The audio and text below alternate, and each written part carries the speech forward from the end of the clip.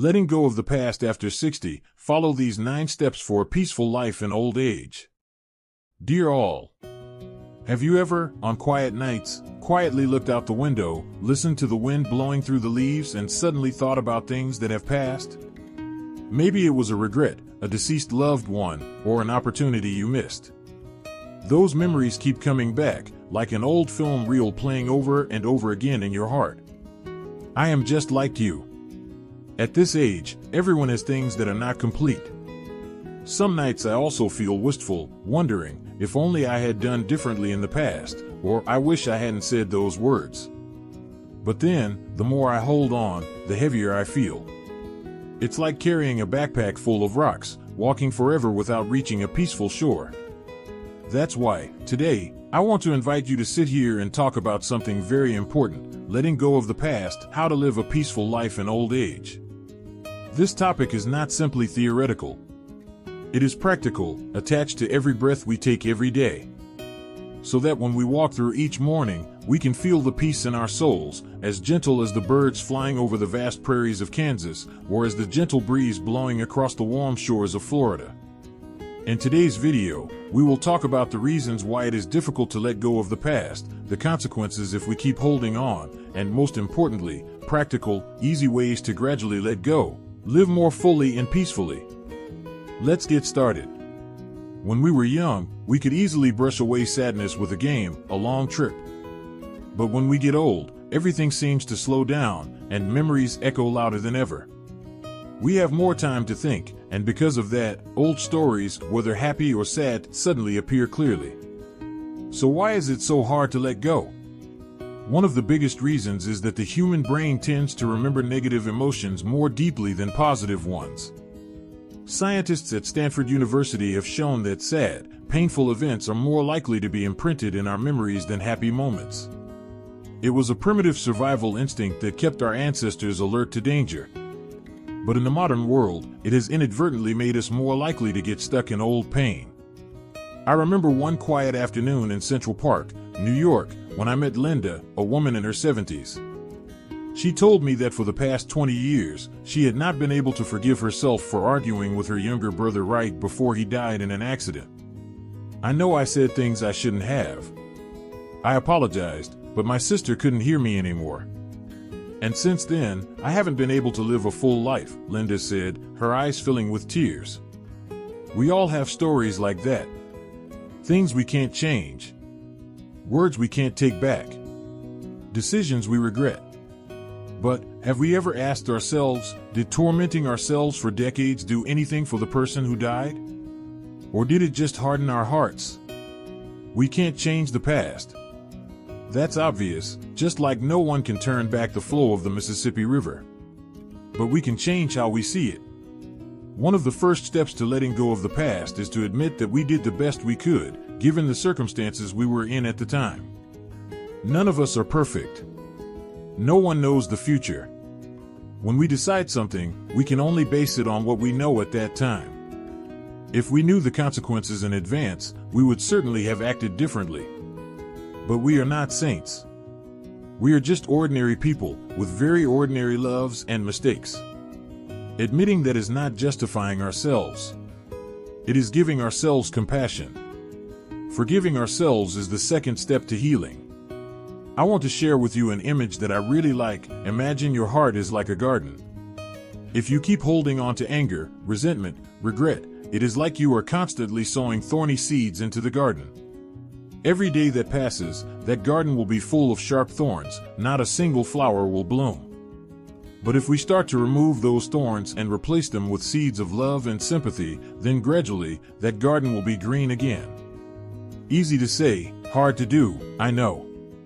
So, I want to take you to step 3. That is to shift your focus from the past to the present. It sounds simple, but it is actually an art of living. A study from Harvard University has shown that people who spend a lot of time wandering in their minds, that is, thinking about things that are not present, often feel less happy than those who know how to live focused on the present moment. I still remember one morning on a trip to Seattle. Standing on the top of Cary Park, looking at the foggy city, I simply breathed, looked, and let my heart be empty. Not thinking about the past, not worrying about the future. Just me in that moment. And that was one of the most peaceful moments of my life. We can start with very small things. When drinking a cup of tea, really feel the aroma, the warmth. When walking in the garden, pay attention to the birds singing, the rustling of leaves. When talking to your children and grandchildren, really listen, instead of letting your mind drift back to old things. That way, we will gradually build the habit of living in the present. And every time the mind starts to wander back to sad things in the past, we gently pull it back, like a gardener patiently shaping a young tree branch. Up to this point, we have taken 3 steps together, learning to acknowledge ourselves, forgive ourselves, and focus on the present. I know that the journey of letting go of the past cannot be completed overnight. It is like rowing a boat upstream. It requires perseverance, patience, and a lot of love for yourself. Please continue to accompany me to discover more profound ways to help us live gently and peacefully as the autumn of life gradually approaches. Perhaps now, in each of us, there have begun to be a little more gentle silence. When we accept ourselves, learn to forgive ourselves, and focus on the present, our minds naturally become much lighter. But the journey of letting go is not just that.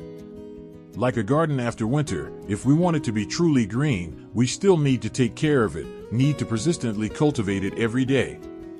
And another very important step that we need to take, step 4, is to change the way we tell our own past stories. It may sound strange, but in fact, each of us is a natural storyteller. We tell ourselves every day about what happened, about who hurt us, about the things we regret. But the problem is, the way we tell that story can either deepen the wound or heal it. For example, a person might say, "I was betrayed, I lost everything, my life was ruined because of it." But the same story can be told differently. "I experienced loss, but thanks to that, I learned to be resilient and appreciate what I have today." 2 ways of telling, 2 completely different emotions. One side is the pain that accumulates, the other side is maturity and revival. I remember once, during a conversation at a senior center in San Francisco, Mr. Henry, now 82 years old, made the whole room silent when he shared, "When I was young, I failed in business, lost all my assets. I used to blame myself for being useless for many years. But now, looking back, I see that the biggest lesson I received from that fall was to learn to love myself, even when I was no longer successful in society. I started painting, and thanks to that, I found true joy again." When Mr. Henry said that, I saw in his eyes no longer any bitterness, only calmness and warmth. That is the power of changing the story. So, how can we do that too? There is a simple way that I learned from a professor at the University of California. Every time you think about a painful memory, ask yourself, "What have I learned from this experience?" Then, write down or say those lessons out loud, as a gift to yourself. You see, with just a small change in perspective, we can ease a lot of old pain. Once we have begun to know how to tell our story with the light of hope, the next step we need to practice, step 5, is to learn to let go of expectations for things that cannot be changed. There are things in life that we cannot hold on to. Time, youth, people who have passed away. All are like rivers flowing to the ocean. Even if we reach out to stop them, we cannot hold on to them. But strangely, many of us, because we cannot accept that impermanence, live forever in torment. I once had a friend, Eleanor in Texas, who lived for nearly 15 years in pain because of the departure of her beloved husband. She once said that every morning when she woke up, she still hoped that her husband would step out of the kitchen like before, still hoping that some miracle would bring him back. It was not until one day, when she attended a memorial service in Austin, that she realized, if I keep waiting for the impossible, I am forgetting my own present life. From that day on, she began to practice letting go of that expectation. She kept her husband in her heart, but did not let that longing rob her of the remaining joys.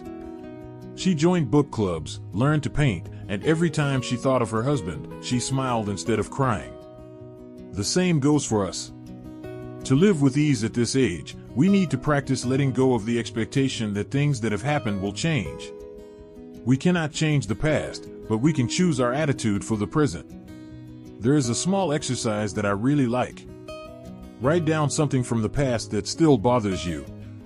Then, fold the paper, drop it into a stream, or if that is not convenient, burn it and silently say, "I let go of this. I choose to live for today." You may be surprised to find your heart lighter, as if you have lifted an invisible burden. And when you have learned to forgive, focus on the present, tell your life story in a loving way, and let go of unrealistic expectations, there is one extremely important step that we cannot forget. Step 6 is: connect with the beautiful and meaningful things in your current life. There is a simple truth that we often forget: happiness does not lie in the big things. It lies in the little moments we live each day to the fullest. I remember walking in San Diego. I saw an old man sitting on a park bench, staring intently at a little squirrel hopping around at his feet. I sat down next to him and asked, "What are you thinking about?" He smiled kindly and said, "I'm looking at life in its purest form. A little squirrel, a beautiful day, a peaceful heart, that's enough to be happy." That's right. We don't need to wait for a big trip, a great success, or something special to be happy. Happiness can be as simple as waking up early in the morning, taking a deep breath of fresh air, sitting down in the afternoon to make a cup of fragrant tea and read a good book, a warm conversation with an old friend on the phone, watching the purple sunset over the Arizona sky. When we start appreciating the little things, our hearts will naturally become more peaceful. And especially, open your heart to connect with those around you, whether it's just a nod to your neighbor, a smile to the little girl at the grocery store, or a funny story with your grandchild. Science has proven that positive social connections are the biggest predictor of health and happiness in old age. A study spanning more than 75 years at Harvard University, called the Harvard Study of Adult Development, has shown that people who maintain good social relationships will live longer and happier, regardless of wealth, success, or failure in their careers. So, why don't we start today? Open your heart, open your arms to receive simple joys. So, in this journey, we have gone through more profound stages together. Learn to change the story we tell about the past. Practice letting go of expectations for the impossible. And know how to appreciate and connect with the beautiful things in the present. That journey is not easy, I know. There are days when our hearts still sink. There are memories that suddenly arise like the autumn winds. But the important thing is that every day, we choose to continue walking. Every day, we choose to love ourselves a little more. Now, when our hearts have gradually calmed down like a calm lake after a wind, let's continue the journey to learn the final secrets to help us truly live fully, gently when the last sunsets of life are falling so beautifully. When the last sunsets of the day gently dye the horizon red, we truly feel clearly. Every moment of being alive, of being able to breathe, of being loved, is so precious. And also in those afternoons, people's hearts can easily calm down, easily reach their deepest thoughts. But you know, to truly live lightly at this age, there is another very important step. That is step 7, knowing how to give yourself gratitude and pride. Have you ever really sat down and said thank you to yourself? Thank you for persevering through so many years, so many difficulties. Thank you because despite the many changes in life, you are still here, still living, still loving, still hoping. I once met an old lady named Margaret in Seattle. She is 90 years old this year, but she always has a bright smile on her lips. When I asked her for her secret to a happy and healthy life, she simply replied, "Every morning, before getting out of bed, I always whisper to myself 3 things. Thank you for being able to breathe. Thank you for being able to see the sunrise today. And thank you for my heart that still knows how to love." That saying sounds so simple, but it contains a profound wisdom that not everyone can easily grasp. Science has also proven that people who regularly practice gratitude have better health, are less depressed, and feel that their lives are more meaningful. So why don't we try? Those seemingly small things will accumulate into a miraculous power, lighting up our hearts every day. When we are grateful to ourselves and grateful to life, the next step to living with a light heart is Step 8. Allow yourself to be true to yourself, not to please anyone. At this age, we have fulfilled so many roles in life, as children, as wives, as husbands, as parents, as grandparents. We have spent long years putting the needs of others before our own. But now, when the clock of life has struck its final hours, perhaps it is time for us to ask ourselves, what do I really want for the years that remain? Some people will answer, I want to learn to draw. Others will say, I just want to wake up early every morning, walk in the park, and look at the trees. Some people simply wish to have time to plant a small flower garden in front of their house. Whatever it is, as long as it makes your heart happy, it is worth doing. Don't hesitate anymore. Don't be afraid that you are no longer young, no longer agile enough. We don't have much time left to live up to the expectations of others. Live for yourself. I once knew Frank in Florida, who worked as an accountant for 40 years because his parents wanted him to have a stable career. But after retiring at 70, he started learning to play the guitar, a dream he had put aside as a teenager. And guess what? At 75, he was on a community stage, playing and singing passionately, his eyes shining like a teenager. It's never too late to be true to yourself. And the final step, to complete the journey of letting go of the past and living with a light heart, perhaps the most beautiful thing we can do is give love unconditionally. Love without expecting anything in return. Love like the way the sun still shines, even if someone turns their back. Love like the waves still hitting the shore, no matter how cold the sand is. I know, many of us have experienced deep pain from relatives, from friends, from life. Sometimes our hearts close, no longer trust anyone, no longer want to give. But let's try again. Not because others deserve it, but because our own hearts deserve to be free. There is a story I really like about an old man in a small town in Vermont. Every morning, he sat in front of his house, holding a stack of old books in his arms. Whenever someone passed by, he would smile and ask, "Do you want to read a book? I'll give you one." And so, day after day, he gave away hundreds of books without expecting anything in return. And his small house was always filled with laughter, greetings, and warm hugs from young people he had never met. That is the miracle of love. When we give, we also receive warmth, connection, and most of all, peace of mind. Dear friend, each of our lives is like a long piece of music. There are bustling climaxes, and there are quiet, melancholy passages. But no matter what the melody, that piece of music is still unique and priceless. Be proud of the music of your life. Be grateful for the ups and downs that have shaped you into the person you are today. Have the courage to let go of things that no longer serve the journey ahead. Live truly, love truly, and laugh truly every day. Because, as people often say in the peaceful countryside of America, life is not measured by the number of breaths, but by the moments that make us stop breathing because of happiness.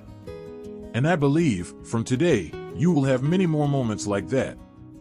If you have stories, experiences to share, do not hesitate to leave comments below the video. I and everyone here are always willing to listen. If you find this video meaningful, please click the like button to support, and do not forget to subscribe to the channel so we can meet again in the next journeys. Wishing you and all of us always live happily, live healthy, live lightly. No matter what age. Thank you for listening. Goodbye and see you again in the upcoming warm stories.